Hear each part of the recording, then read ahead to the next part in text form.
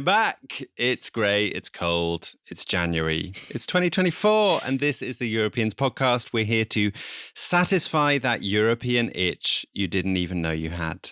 Happy New Year, Katy. Happy New Year. It's grey, it's cold. That's going to really get everyone's juices flowing for a new year of podcasts. It is absolutely freezing, though. Do you know what? When I saw you just after the new year, you were wearing this weird woolen hood that I said made you look a bit like a medieval executioner. But now that it's insanely cold, I'm actually very jealous of it. I want one. Thank you, I think. And it was cashmere. It was my Christmas present from my husband. Very practical. I think we call it a snood, no? I don't know. As you'll hear later in the show, I don't know anything about fashion. Should we say who we are? Because it's a new year and people might have forgotten our names. Yeah, and also because I think we have quite a few new listeners. A lot of people seem to have found the Europeans via the mini-series that we made about Oatly over the holidays. So hello, new listeners. I'm Katy. I'm in Paris. I'm Dominic, and I'm in Amsterdam, and we're old friends who like to get together each week and talk about Europe. Yeah, and Europe in a very broad sense. So we talk about what's been happening in European politics, and also European culture and life in general. And we generally try to celebrate Europe as being about much more than decisions that get made in Brussels. Is that a good summary? Yeah, and the only thing I'd add is maybe that we also try to talk about stories that maybe aren't getting a lot of attention from the mainstream media, or if they are, then we try and look at them from a slightly different angle that you wouldn't expect. So does that mean that I'm not allowed to talk about our handsome new French Prime Minister? You're not allowed to talk about the handsome new French Prime Minister, and we're not allowed to talk about the new Danish King, because that's all my news feed has been full of the last week. So what are we talking about? Well, there are a lot of other things to talk about. It's a very diverse episode we've got coming up for you. We'll kick things off by handing out our first good weeks and bad weeks of the year. Katy will then be calling up this week's guest, the historian Quinn Slobodian, to talk about a historical parallel he sees between the discourse around Israel-Palestine in present-day Germany and a comparable situation in the German public sphere around 50 years ago. But let's kick things off. It's time to find out who has had a good week and who has had a bad week in Europe. Good week. Bad week. Who has had a good week? Well, before I tell you that, can I start by asking you a question? How satisfied are you with your life in Paris, Katy? Very satisfied. I live in a beautiful city. And something that I realised while visiting London recently is that I really like the size of Paris and that I can get most places on my bicycle very quickly, which is not true in a giant, sprawly city like London. So yeah, I'd say I'm like 92% happy. That's really nice to hear. But do you want to know where you should be living instead of Paris? Go on. Where you'd be even more satisfied? Well, I'm giving good week to the residents of Zurich because they are the residents in Europe who are most satisfied with their city, according to a European Commission report into the quality of life in European cities. It's quite ironic that the winning city is outside the EU when this is an EU study. Yeah, it's a bit awkward. But it also makes it very clear that the European Commission have not rigged the results of this study. So what is it about Zurich that makes it such a apparently livable place? Well, 97% of its residents surveyed said they were satisfied with living there. And why is that? The things that I could glean from this study are that Zurich seems to be the best place to live as an LGBTIQ person, the best place to live as an older person. Its residents have the highest satisfaction with their public transport, with their healthcare, and with the city's cultural facilities. It also had the highest satisfaction with air quality. And it was ranked in the top 10 for quite a few other categories too. Things like how safe residents feel when they're walking around alone at night, satisfaction with public spaces. So it's a combination of all these things. And perhaps it's not surprising that such an incredibly wealthy city would be voted as the nicest city to live in Europe.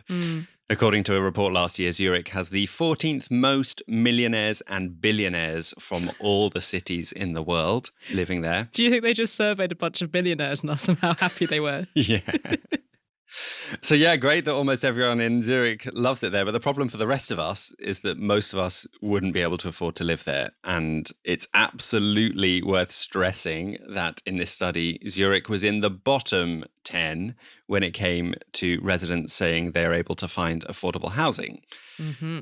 And according to a ranking on expatistan.com, Zurich has the second highest cost of living in the whole of Europe after London, which takes the shameful number one spot in this cost of living ranking from hell. Okay, sounds like I should probably stick with Paris, which isn't exactly a cheap place to live, but probably cheaper than Zurich. Actually, did Paris make it into this ranking of very livable cities? I'm afraid it didn't make it into the top 10.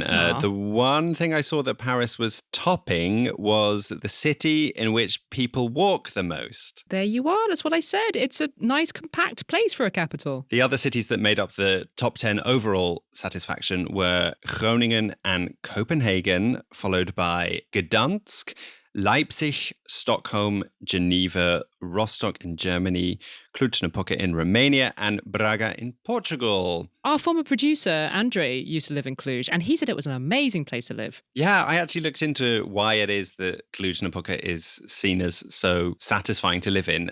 It's the unofficial capital of the Transylvania region in Romania, if you don't know where it is. It's got a booming tech industry. So apparently it's one of the places where people say there are loads of job opportunities, which might have something to do with the satisfaction. It's also one of the top cities where the satisfaction in the city has improved the most over the past 5 years since this study was last done. And quite strikingly, the countries that had improved were almost all on the eastern side of the continent, whereas satisfaction in the cities in the west of Europe is decreasing. One other pattern that was noted by the EU Commissioner for Cohesion and Reforms in her introduction to this report is that even if the east-west gap is starting to close, there is still a big north-south gap, with the lowest satisfaction in cities reported in the south of the continent. There's also a pattern that people in Europe are generally happier in small and medium-sized cities compared to very large cities. And the EU Commissioner uses this to argue that policymakers should be making sure that they help spread economic activity across different areas, which can reduce housing problems and congestion in the larger cities. But I'll end with some positive news for all European city dwellers. 9 in 10 residents of cities in Europe are satisfied with living in the city they are currently living in. So perhaps we don't all need to move to Zurich after all. And I found that actually quite cheering that 9 in 10 people are happy with where they're living. That is nice. Does it include you? It does. I love Amsterdam. I'm glad to hear it. Who's had a bad week, Katy? I'm going to give bad week to the Italian social media influencer, Chiara Ferragni. I assume, Dominic, that you are among Chiara's 29 million Instagram followers? I am not, I'm afraid. Embarrassing for you. What is she influencing? Everything. She's actually the 3rd most followed person in Italy. Really? And I have to confess, I don't really understand it because her account is quite boring. She posts a lot of sort of generic influencer content, like pictures of herself looking nice while wearing clothes, videos of her kids being cute, and very enviable pictures of her holiday house on Lake Como with its beautiful, mostly beige interiors. And all of these posts have like many hundreds of thousands of likes, which, yeah, I don't get because they're quite bland. But what do I know? I'm very old. Chiara also has lots of posts in which she has teamed up with a big brand to sell something. So like Chiara smiling while holding a Louis Vuitton bag, Chiara telling everyone how she simply can't live without Pantene hair products.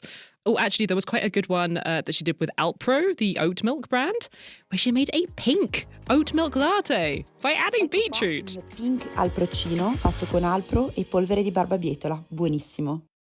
But suffice to say that Chiara has built a huge business empire off of being a social media celebrity. This business empire was estimated a couple of years ago to be worth 40 million euros. Oh my goodness, we're in the wrong industry. Apparently so. Chiara has a reality TV show. She has her own brand, selling Chiara Ferragni clothes and makeup. And of course, she does all of these sponsor posts where other brands pay her to promote their stuff on her social media channels. Sounds like she's having a very good week, lots of very good weeks after another. Why are you giving her bad week? Well, you will be delighted to know that this is a story about cake. Specifically, Pandoro, which is a light, sweet bread that gets eaten a lot around Christmas time. Internationally, I guess it's the kind of lesser-known friend or cousin of panettone, but without the dried fruit in it. Oh yeah, it's in a kind of star shape, isn't it? It is in a sort of star shape, very festive. But back in the winter of 2022, so about a year ago, a cake company called Balocco teamed up with Chiara to do what is known in the influencer industry as a collab. Do you know what a collab is, or are you too old? I know what a collab is. It's a collaboration for the other old people out there. But this collab involved the release of a special Chiara Ferragni Pandoro cake, which had a beautiful dusting of pink icing sugar on it. And this cake cost €9, which is like 3 times the usual cost of Balocco's Pandoro cakes. But that seemed kind of justified because the promo material around the cake implied that the proceeds from the sales would be donated to a children's hospital in Turin. A very worthy cause. Fast forward to last month, Italy's competition authority announces that it is fining Ferragni €1 million. And the cake company is also being fined €420,000 for misleading customers. That is a lot of money. It is a lot of money. Even though the cake had been marketed as, proceeds are going to the children's hospital, that wasn't quite accurate. It turns out that the cake company did donate to the hospital. It gave them €50,000 before the launch of this celebrity cake collab. But there wasn't any connection between the donation and the collaboration with Chiara. And Chiara, in fact, reaped a huge amount of money from this deal. According to the competition authority, she personally made more than €1 million out of it. Ooh. And extra damaging for her, emails between her team and the cake company showed that it was her people who had insisted that the press material around the collaboration made a link between the cake and the donation to the children's hospital. So it really does look like it was Chiara's team who wanted this to look like a charity thing rather than a purely commercial deal from which she was making €1 million. I'm just like twigging and realizing we spoke about Chiara Ferragni on the podcast ages ago. Did Do we? you remember? Yeah, she's married to Fedez, who's this Italian rapper. And a few years ago, he was wanting to criticize right-wing politicians on television. And there was this argument with the broadcaster, Rai, who were accused of trying to censor him. I totally don't remember that. Our finger is apparently more on the young person cultural pulse than I realised. Absolutely. And also, you keep saying that we're old, but Chiara Ferragni is actually older than me. Yes, that makes me feel so good, given that Exactly. I've been having a bit of a crisis because the new French Prime Minister is younger than me. Oh. And it doesn't feel good that Prime Minister's now younger than me. Anyway, it seems like she's got herself in a bit of a pickle here. It does indeed. So December, the month when she got the fine, that was already a pretty bad month for Chiara. But things actually got worse in this past week because she is now facing a criminal investigation over this cake scandal. Prosecutors in Milan have launched a case against her and the cake company for aggravated fraud. And they're also investigating a similar deal that she did with a different company a few years back, selling branded Easter eggs. That time it was supposedly to raise money for an autism charity. But there are now similar questions over how much money from that deal went to the charity and how much went to Chiara. Ooh, ouch. Has she started seeing a drop in follower numbers as well? Yeah, she absolutely has. She's been trying to limit the damage with a video that she put out apologizing for the scandal. And she said it had happened because of a communication error. She also announced that she was going to be donating €1 million of her own money to the Regina Margherita Children's Hospital in Turin that was supposed to be getting the money in the first place. So basically, she's donating all the money that she privately made out of the cake deal. Mm-hmm. But it doesn't seem like the apology has fixed everything. She's already lost a couple of 100,000 followers over this.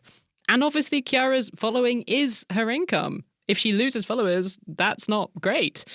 It's also affecting some of her big commercial partnerships already. So she's been dropped by Coca-Cola and the glasses brand Safilo. And some other brands have also signaled that they're thinking about ending their relationship with her.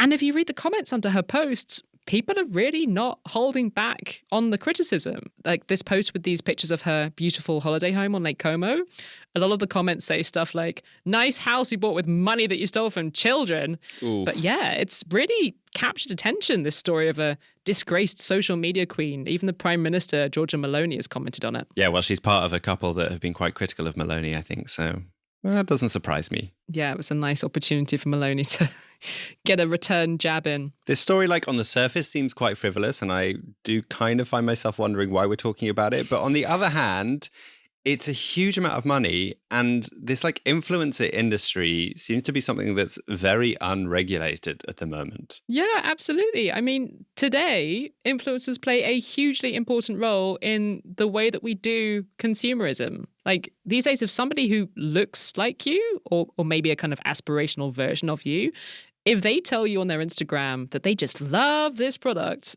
you are much more likely to believe them than a straight ad from the brand because it has this ring of authenticity around it. And you're right, for a really, really long time, the influencer economy has been super under-regulated because there's been this tendency for us to just think, this is just a bunch of hot idiots taking selfies. But Chiara Ferragni, she's just one example of how rich and powerful the biggest players in this industry have become. And internationally, it feels like the regulators are finally catching up.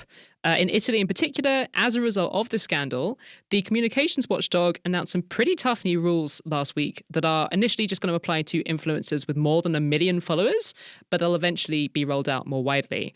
But yeah, from now on, influencers will have to much more explicitly label posts that are adverts, or otherwise they risk a potential fine of up to 600,000 euros. Whoa. And is this the first time that a government in Europe has passed legislation like this? No, it's not the first. And there is some basic EU regulation that says influencers in all member states have to tell their followers when the thing that they're promoting is part of a paid deal with a brand. But the way that that gets enforced varies a lot from country to country. I do think we can say with the size of these potential fines that Italy is going to be one of the strictest countries on this so far. And that kind of builds on Italy as having this growing reputation of being quite hot on tech regulation. You'll remember that we talked about the Italian crackdown on TikTok a while back. But France has also been cracking down on influencers recently. There's been some controversy here, in particular over influencers promoting dodgy cryptocurrencies. And the French government passed a new law on the influencer economy last year, which it bills at least as being the most thorough in the world in terms of covering all aspects of influencing. So it requires written contracts on collabs over a certain size. There's also a ban on promoting certain products and services like plastic surgery. And something that's been working quite well in France already is that if you get caught misleading your followers, you have to post this like ugly post by the anti-fraud office on your profile, telling your followers that you've been busted, which I think is actually quite a good disincentive. Yeah. Clever policy making. Yeah. And meanwhile, what's going to happen to Chiara? Yeah, I mean, there's a lot of speculation in the influencer world over whether this could be her downfall. I suspect that it probably isn't. I mean, at the end of the day, she still has this absolutely enormous platform for selling stuff. Even if she lost 1 million followers as a result of this scandal, she'd still have like 28 million. Also, I think Chiara got here by being an incredibly savvy businesswoman. She has built an empire worth tens of millions of euros off the back of a fashion blog that she launched about 15 years ago. And I think she'll probably just craft a clever response to this that will allow her to bounce back from it slowly. She certainly hired some very expensive public relations people to help her do that. Donating 1 million euros to the Children's Hospital is a good start, and she'll probably do a lot more sort of do-gooder charity stuff in the months to come as penance for this cake crime of hers. I mean, I do want to mention, to her credit, in between all of the pictures of her wearing nice clothes and holding products, Chiara does promote some good ideas. She's done posts recently about challenging gender norms for kids. Going a bit further back, she helped to encourage people to wear masks during COVID. And she is also credited with bringing in lots of young people to the Uffizi Gallery by posting a selfie in front of the birth of Venus. And she posted a great beetroot latte recipe. It's not all bad. Not all bad. We have made it into another year, and our podcast continues to thrive only thanks to the generosity of our amazing Patreon supporters. Thank you all so much. Sorry if you're bored of our thanks, but we're gonna keep thanking you.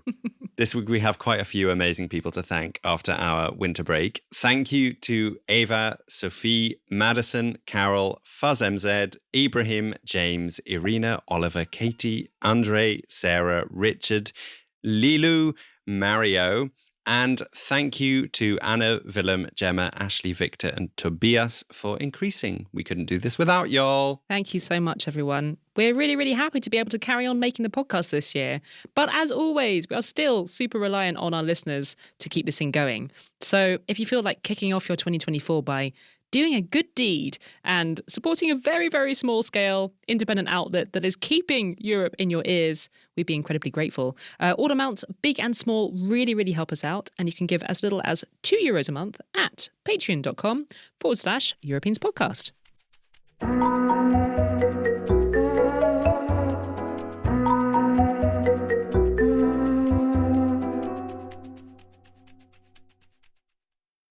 So we are now in 2024 and the horrific war in Gaza shows no sign of abating a little over 3 months since the terrible Hamas attacks in Israel. Over the past couple of months, we've received quite a few requests from our listeners to talk about Europe's role in this conflict, how European governments are responding to it, trying to understand Europe's role in shaping the history of the region. And to be honest, the reason that it's taken us a little while is that it's hard to know how to talk about this conflict in the right way. We'll no doubt have listeners whose sympathies lie on very different sides. Even within my own neighborhood, there are posters on the walls of Israeli kids who were taken hostage by Hamas. And there have also been protests in this neighborhood over the appalling civilian deaths and injuries, including thousands of kids, that we have seen in Gaza as a result of Israeli bombardment. So we feel nervous talking about it. Like, I feel like whatever we say, we're probably going to get a few messages accusing us of being either anti-Semitic or anti-Palestinian, or maybe both. But we do want to talk about it because Europe does play a role in this conflict, both in terms of the history of how we got here and how the war plays out right now. And it would be easy but wrong to ignore that. So we're probably going to be coming back to Europe's relationship to the story of this land a couple of times in the coming months.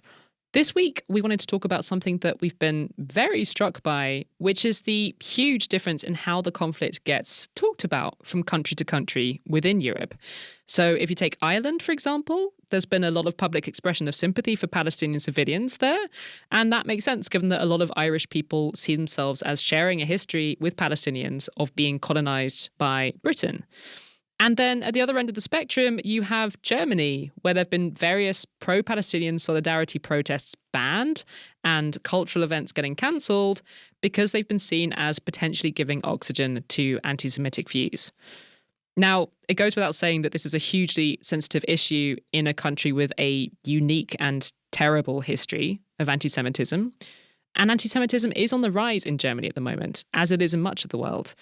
But to a lot of outsiders, these bans in Germany feel like they go too far in conflating criticism of Israel with being anti-Semitic. In quite a lot of these cases, the people and groups who've been shut down while trying to voice support for Palestinians have been Jewish. Just a couple of weeks ago, a Jewish woman named Iris Hefetz was arrested in Berlin for a second time for holding a sign accusing Israel of genocide. And she's Jewish. Yeah, I've also been following the news around this Jewish South African artist, Candice Breitz, who is based in Berlin and had an exhibition cancelled at the Saarland Museum's Modern Gallery because of views she had shared in relation to Israel-Palestine.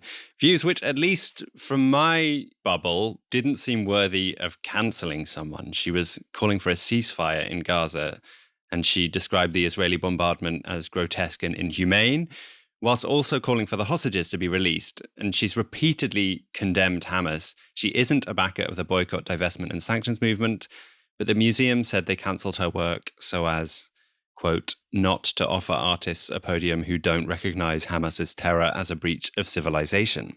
There was also this prize giving for the writer Masha Gessen that became the centre of a big palaver because Gessen had compared the treatment of civilians in Gaza to the ghettos that Jews were put in during World War II. And again, Gessen is Jewish, but the sponsors of the prize felt obliged to pull out because of what they'd said. There was also the award ceremony for the Palestinian writer Adania Shibli at the Frankfurt Book Fair that got cancelled, quote, due to the war started by Hamas. And there have been several other cases besides. So, how are we supposed to make sense of all of these bans and cancellations? Well, we thought it might be helpful to speak to a historian. Quinn Slobodian is a Canadian historian of modern German and international history, and he recently wrote about the history of censorship in post-war Germany. Dominic wasn't able to join me this week, but both of us found Quinn's article really helpful for making sense of what we've been seeing recently. So I gave him a ring.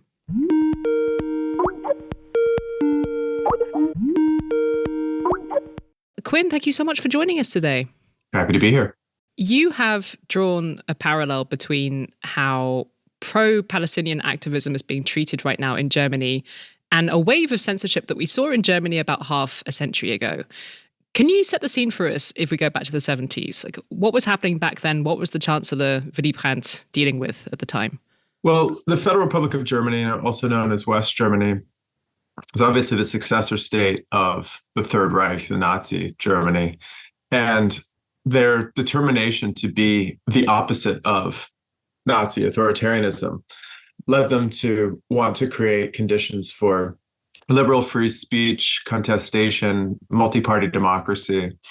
But also they were plagued by a kind of a concern of the radical extremes from either the left or the right corroding the center, and the worry of repeating the tragedies of the Weimar Republic were sort of ever present in the minds of statesmen in West Germany in the 60s and 70s. And in the 1960s, there was obviously a kind of outburst of activism from young, often socialist university students, often opposing the American-led war in Vietnam. And that, by the early 1970s, had turned into a wave of left-wing terrorist attacks, to which the West German government responded with quite censorious and heavy-handed forms of surveillance, prohibiting people from holding public office, raiding left-wing bookstores, censoring publications. And a lot of people at the time saw this as a kind of a paradox, that this new democracy, relatively speaking, was protecting its democracy through acts of censorship and shutting down speech. The German statesmen themselves, however, and stateswomen, defended their actions by the principle of what they called militant democracy.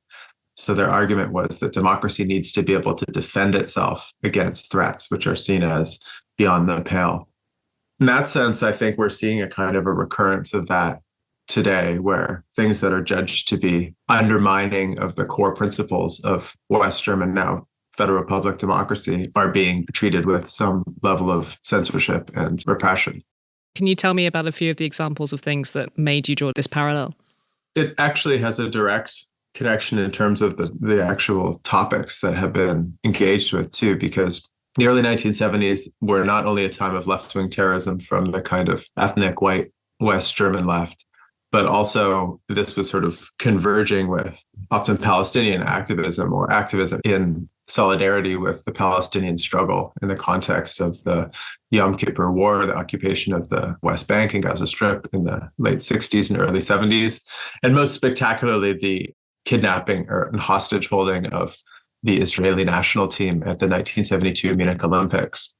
So at that time, we already had this association made between criticisms of Israel being equivalent or synonymous with anti-Semitism, being synonymous with kind of a relapse into authoritarian or Nazi fascist-like tendencies. And that was the premise on which a lot of these repressions were happening.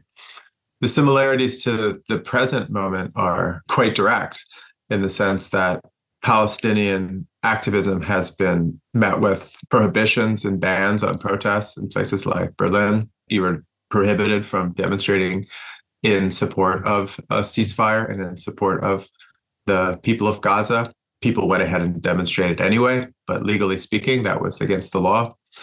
The recent moves, especially in the cultural world, have been to support the idea that any criticism of Israel is tantamount to anti-Semitism. Only last week, the Berlin Senate, which is the government of the city of Berlin, said that to get grant as a cultural organization or as an artistic organization, you needed to sign a statement now agreeing with a rather controversial statement produced by the International Holocaust Remembrance Alliance, or the IHRA, which equates criticism, or as they call it, demonization of the state of Israel to anti-Semitism. And this, for a lot of people, seems like a pretty clear overreach into the space of political speech.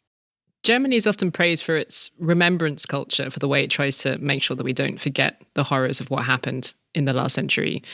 I mean, to what extent should we understand this censorship as part of that? I mean, I hesitate to even ask you that because I know it's an idea that's been associated with the far right in Germany, this idea that remembrance culture has gone too far.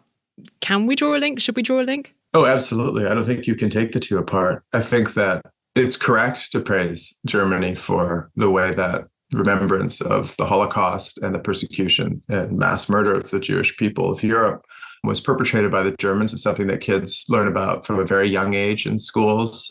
I think they should be praised for that level of self-reflection, as painful as it is, about the actions of their own parents and grandparents and great-grandparents.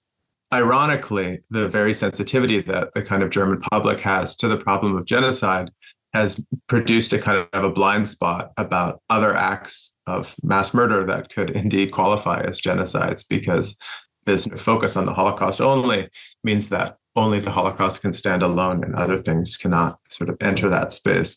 So to compare, for example, what's happening right now in Gaza to what happened under the Nazis to the Jews is something that will lead you to be expelled from public life almost immediately, as the journalist Masha Gessen found out when she made a similar comparison a few months ago.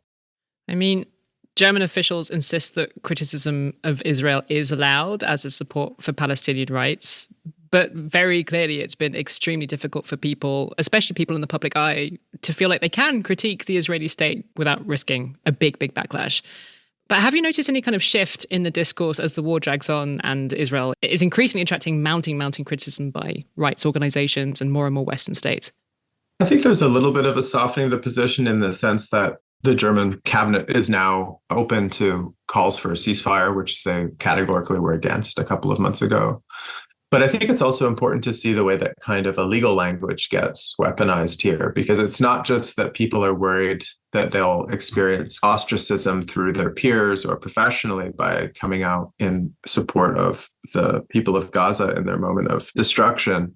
But there's also a sense that they're legally not permitted to speak on these issues. And that is related to something that was passed through the German parliament, the Bundestag, a few years ago, that equated the BDS, or the boycott, divestment, and sanctions movement, with anti-Semitism. It was a resolution, non-binding, but the language was such that it produced the sense that if any entity received German official funding, then they could not express sympathy with the BDS movement, or they would be considered anti-Semitic and thus unable to receive funding.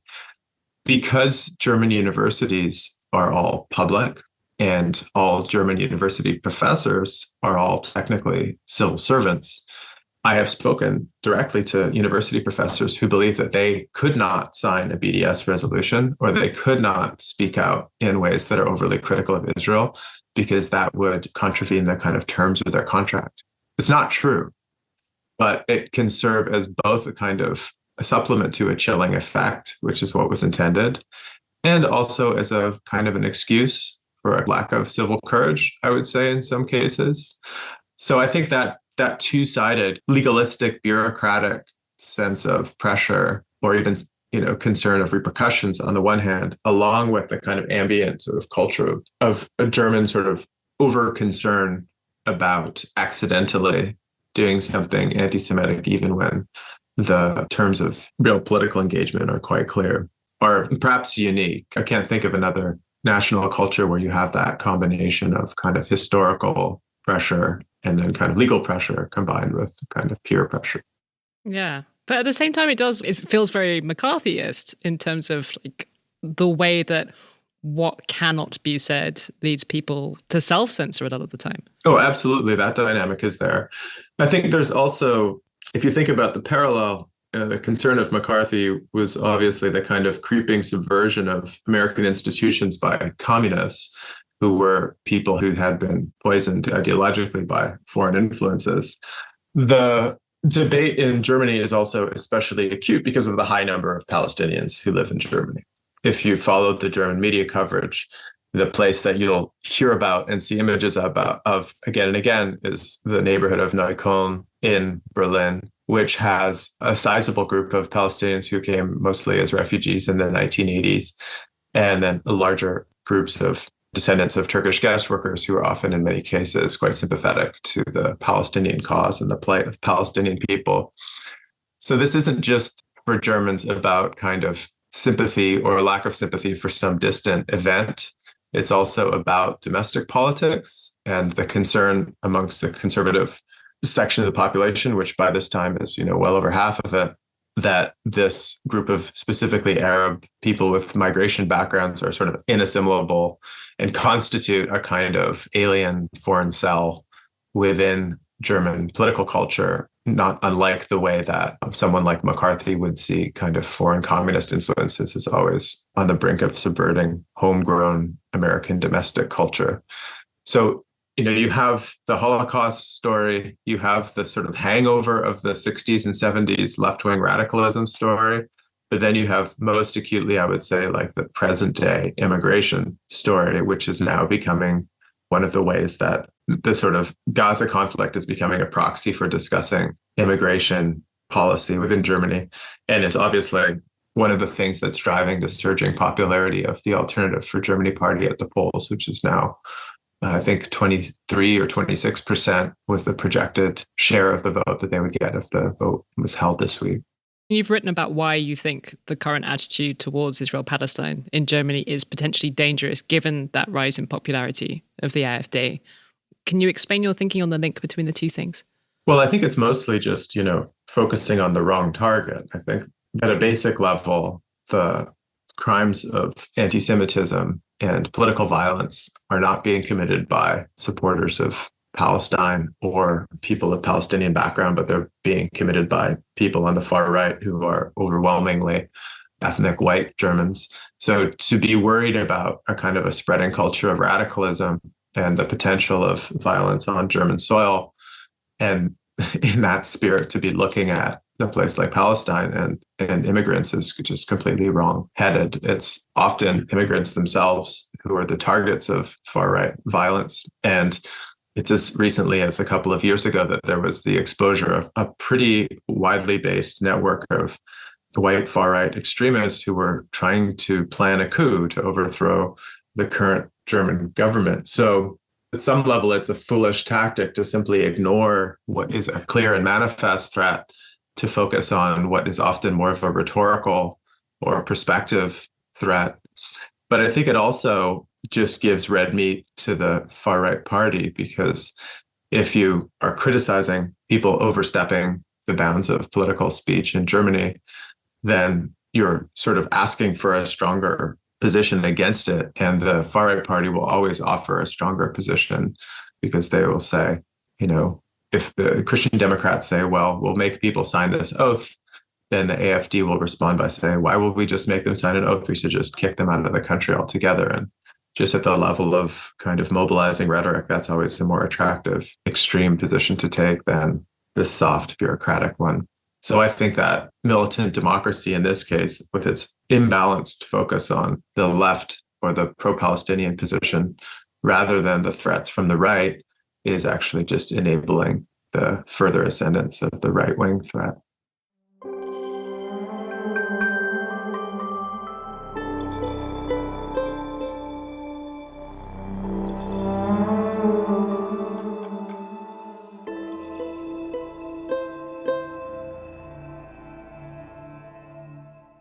What did you make of that conversation? Well, I found it really interesting to hear some historical context. But yeah, as we said beforehand, it's so difficult to talk about this topic, even when you're only really talking about it. Yeah. But yeah, this conflict is not going to go away anytime soon. So I do think we have to talk about it. And of course, Quinn's voice is just one voice. There will be opportunities to hear other voices and other opinions in future weeks. We will continue trying our best to cover this topic with the seriousness that it deserves. Absolutely. And if listeners have recommendations for people that we should be talking about Europe's role in the conflict and the history of the region, I'd love to hear from you. I also wanted to share a couple of resources that I found useful coming out of that conversation. There's been a lot of debate over whether the word genocide should be applied to what's happening in Gaza, not least in light of the case that opened against Israel in the International Court of Justice last week. The New Yorker ran an interview with a historian of the Holocaust, Omer Bartov, on how we should go about thinking about defining genocide. And personally, I found that interview to be the best thing I've read in terms of allowing people to wrestle with the moral case themselves and make up their own minds. So I'll share a link to that in the show notes. The second thing is that you'll have heard Quinn reference this idea that the majority of anti-Semitic crimes in Germany are actually committed by the far right. These are actually federal police statistics, and they're quite illuminating. So for those interested, I will share a link to those too.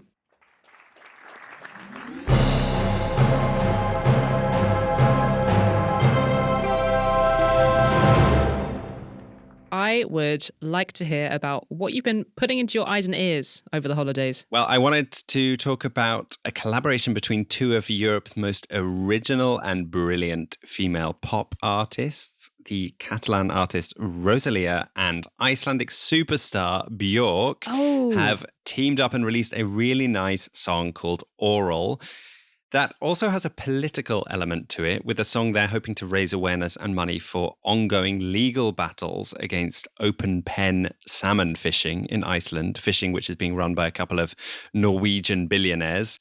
I actually really want to interview Björk about this sometime, so I won't go into it now. Björk, if you're listening, come on the show. Come on the show, Björk. But do go and watch the music video or listen to the song. It's called Oral. I think it's a great amalgamation of Rosalia and Björk's musical talents, and the video is brilliantly weird and I think AI assisted. It's so fun that there's two European superstars involved in this, and it's about fishing, which just feels like a very us recommendation. It does, doesn't it? Yeah. It was made for us.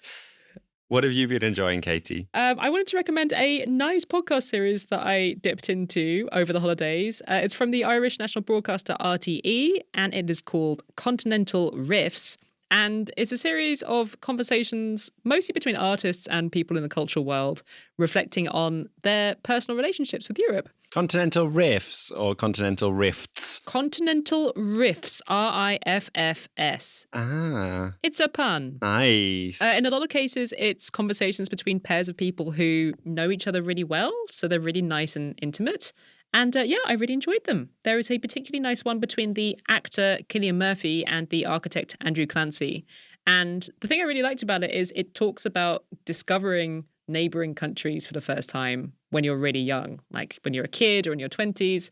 And it's really nice to have a reminder of how exciting that is. So yeah, it's a really nice series for remembering that Europe is something tangible. It's not just about politics and abstract things.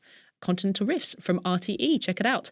The other thing that I enjoyed over the holidays was a musical comedy that I went to see at a theatre in London. It is called Two Strangers Carry a Cake Across New York, and it was co-written by none other than the magnificent talent behind the music for this podcast, our friend Jim Barn. Yay. And I read in the newspaper that it's being transferred to the West End, which is amazing. It is so exciting. For the non-Brits out there, the West End is the big fancy theatres in the centre of London. So it is a massive deal that this very joyful show about a chance meeting between two wedding guests, it's a huge, huge deal that it's going on the West End. And it's a big hit. It got amazing reviews. I really cannot wait to see it. Yeah, and it's going to be an even bigger hit once it goes to the West End. I am so excited for them. So yeah, if you're going to be in London this year, make sure you catch this show. It is just as warm and funny as our friend Jim is. It is called Two Strangers Carry a Cake Across New York. Do you think before we know it, we're going to have to be saying, jingle music was created by Tony Award-winning composer Jim Barn? He's probably going to charge us loads of royalties. Yeah, he is.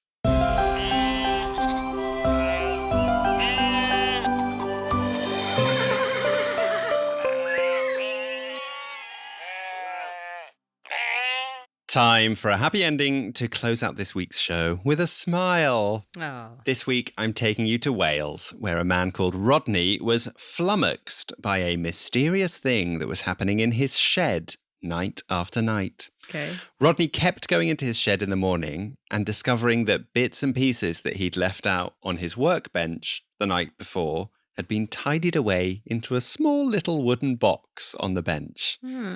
He did what any respectable sleuth would do and rigged up a night camera to film his workbench. And what he found was like something out of the film Ratatouille. There was a little mouse who was spending the night tidying up his workbench, collecting all these little knickknacks that Rodney had left out and putting them in the wooden box. Why is a mouse tidying things? Well, the video of the mouse has gone viral online, and it was a huge news story that the BBC even decided to interview a scientist who studies the behavior of mice. So I may have an answer for you. She says that the mouse is probably collecting items that might be useful for a nest. Apparently, mice are kind of hoarders. Most of us think of mice as pests in our homes, but I'm very happy for Rodney that he's getting some benefits from his uninvited mouse resident in his shed. Although I wonder how long it will be before Rodney calls in pest control to get rid of his Welsh tidy mouse, because as an Amsterdamer, I know very well that one mouse very quickly becomes many, many mice. Yeah, it's cute when you think about it as the mouse, not when you think about it as the hundreds of mice living under my floor. Yeah. How freaked out would you be if you got back to your desk every morning and someone had tidied it for you? I'd actually be really pleased and just like take it and assume my husband was doing something nice for me. Ask no questions. Oh, it's nice to be back, isn't it? It is nice to be back, yeah. And nice that you're back fully in a new studio. Yeah, I'm in a fancy, properly sound-isolated room for a change. No baby noise in the background, although actually, ironically, my friend is staying with me with her baby, so you may have heard baby noises. It's not Katy, it's me this time. Next week, we are going to be talking about all of that plastic that you diligently sort into your recycling bins and then forget about. Spoiler alert, that bit of food packaging that you merrily tossed away probably isn't getting turned into another bit of food packaging. Tune in for that cheery conversation next week. And in the meantime, come and hang out with us on some social media platforms and help us reach 29 million followers so that we can sell cakes and pretend it's for charity. No, we're not going to do that. Well, regardless, we are on Instagram at Europeans Podcast, on Twitter at Europeans Pod, and we're trying out Threads, so come and find us if you're there at Europeans Podcast. Have a good week, everyone. We'll be back on Thursday next week. Ciao, ciao. Auf Wiedersehen.